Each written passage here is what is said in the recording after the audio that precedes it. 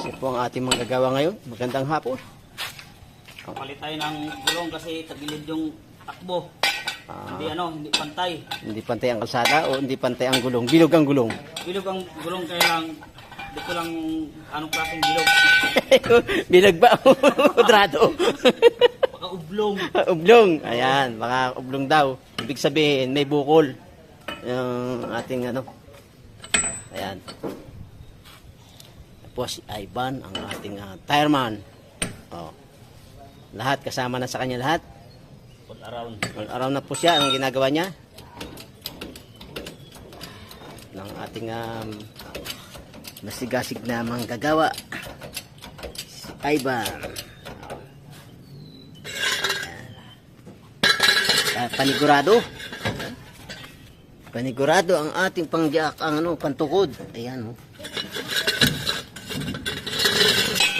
Safety. Mababa. Ayos ang gawa. No. Ayan. Sigurado. Sigurado. Talagang walang kawala. Yan.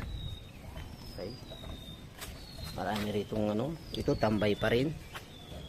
Ayun, tambay pa. Ayan ang